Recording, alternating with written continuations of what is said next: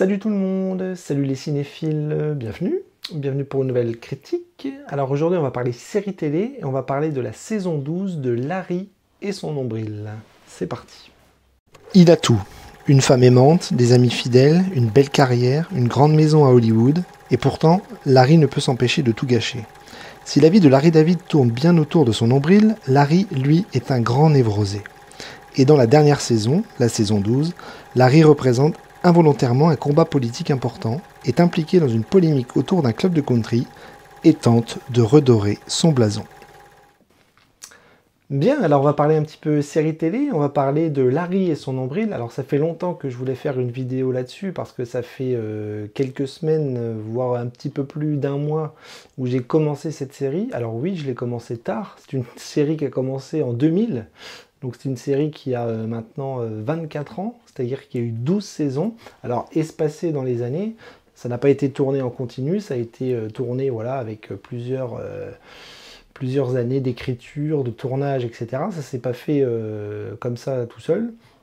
Ça a été très très très long, donc presque un quart de siècle de série. Donc Larry et son nombril, qui est une série absolument fantastique. C'est une comédie, une série tirée de l'univers, entre guillemets, de Seinfeld, créé par Larry David. Donc Larry David qui est un comique américain qui s'est lancé dans le stand-up pendant pas mal d'années et qui s'est lancé dans la télévision et qui a créé avec Jerry Seinfeld, donc la série Seinfeld, qui a cartonné dans les années 90, et qui, donc, quelques années après, s'est lancé dans une nouvelle série qui est un petit peu dans l'univers de Seinfeld aussi, mais qui est surtout autour de lui, autour de ce personnage, Larry David, et on retrouve toute une panoplie d'amis à lui, de copains, d'acteurs de la série Seinfeld aussi, dans une série comique ancrée dans son univers, dans son métier, le monde du spectacle, parce qu'il joue son propre rôle. Les copains et les personnages autour de lui sont aussi joués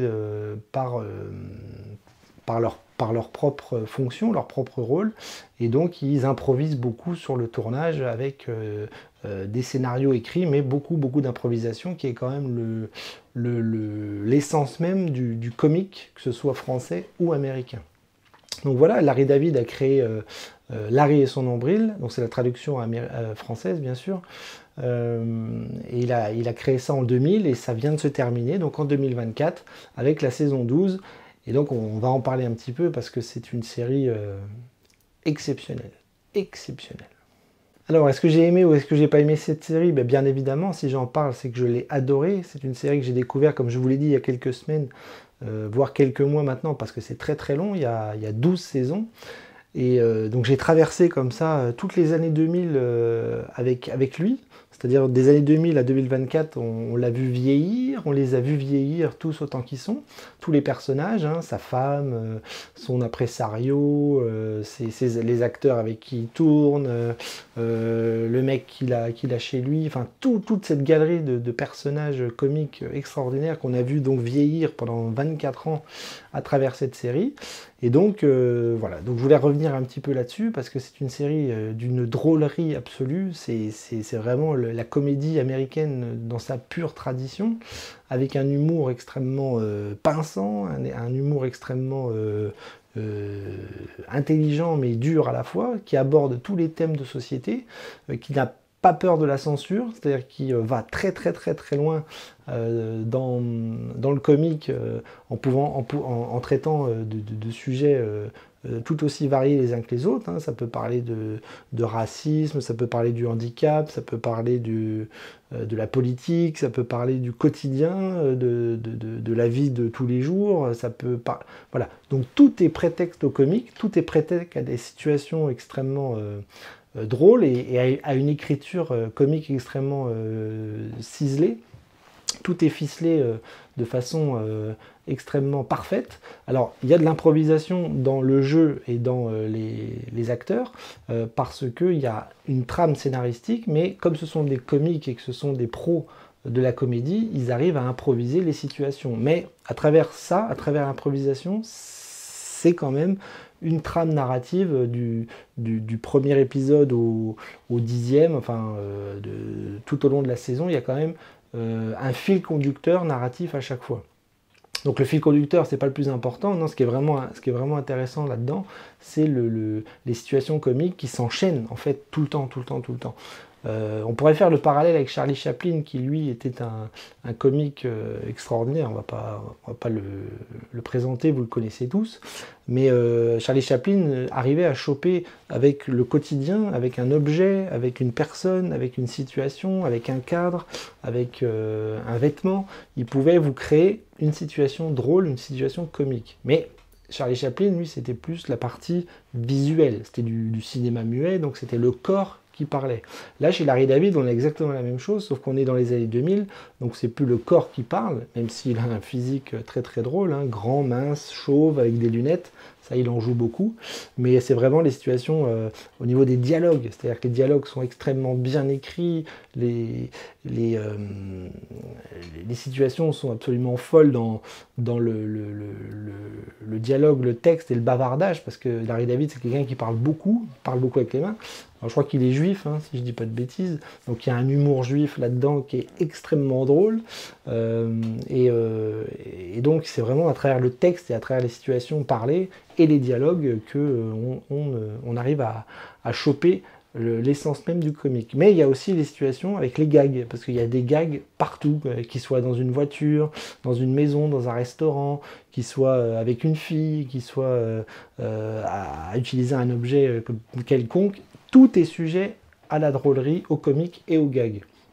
Et donc dans la dernière saison, on n'échappe pas au sujet d'actualité. Il y a 2-3 scènes à travers avec le Covid qui sont extrêmement drôles, où il chope le Covid, il leur file à Bruce Springsteen, parce qu'il y a une galerie aussi de guests qui a dans cette série qui est hallucinant. Vous avez tout le gratin hollywoodien, que ce soit au niveau des acteurs, des chanteurs, du monde du spectacle qui sont dedans. Il y a une palette de guests absolument hallucinants. Et dans la dernière saison, par exemple, il y a Bruce Springsteen qui joue son propre rôle, mais qui se retrouve avec le Covid parce que Larry David lui a refilé le Covid. Donc il y a des scènes très très drôles où il est enfermé chez lui, où voilà, il essaye de ne pas il essaye de pas leur filer à ses copains et tout ça. Enfin, c'est très très très très drôle. Donc voilà, il chope l'actualité, il chope les thèmes du moment et il en rigole. Donc c'est très triste aussi de s'arrêter là, parce que c'est des épisodes assez courts, hein, d'entre 20 et 30 minutes, donc ça se regarde très très vite. Ça se regarde très très vite, même s'il y a 12 saisons, donc 12 années de travail sur 24 ans. Mais voilà, c'était drôle depuis le départ. On a vu l'évolution technologique avec les voitures, les téléphones. Ouais, 24 ans, c'est pas rien. C'est pas rien. Donc voilà, maintenant il commence à être âgé, il a plus de 74 ans, je crois. Donc voilà, ils arrêtent là.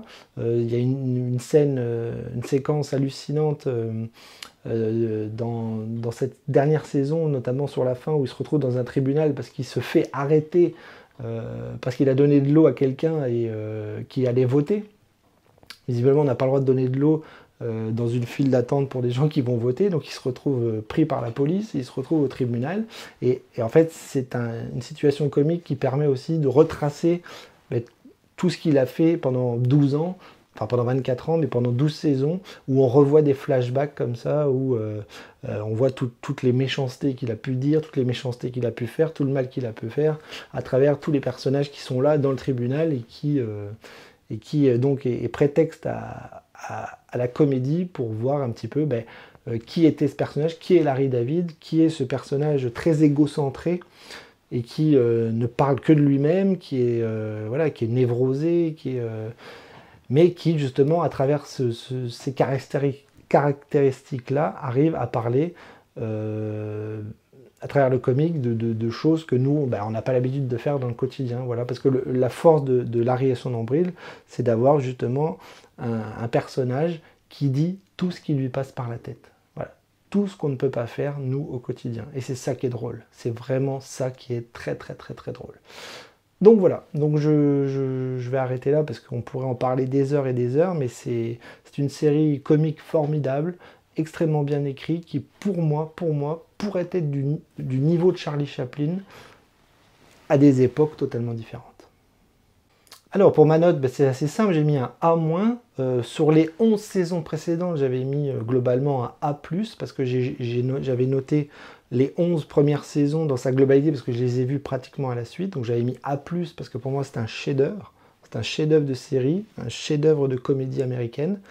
Et donc la dernière, je mets A-, parce que voilà, c'est la fin, c'est peut-être la fin, oui, d'un cycle, la fin peut-être d'une certaine forme d'inventivité, même si c'est très très très drôle et que ça fonctionne. Donc voilà, pour moi c'est une série qui mérite quasiment la meilleure note.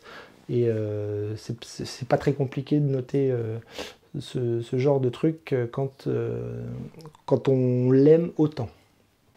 Bien, je vais vous laisser là-dessus. Je suis très triste que Larry et son nombril s'achèvent. C'est vraiment, quand vous aimez une série et que vous savez qu'elle s'arrête et que vous avez un pincement au cœur, c'est souvent un bon indicateur pour savoir si la série est bonne ou pas bonne, ou que la série vous a plu ou vous a pas plu. Et moi, en l'occurrence, elle m'a plu. Je la trouve excellente. Et franchement, de voir Larry David pour la dernière fois, ça m'a fait un petit quelque chose. Vraiment. Parce que c'est quelqu'un que j'ai appris à aimer, j'ai appris à connaître ce personnage, et on s'est attaché à tous les personnages, on s'est attaché à lui, on s'est attaché à son caractère, et voilà, c'est fini. C'est dommage.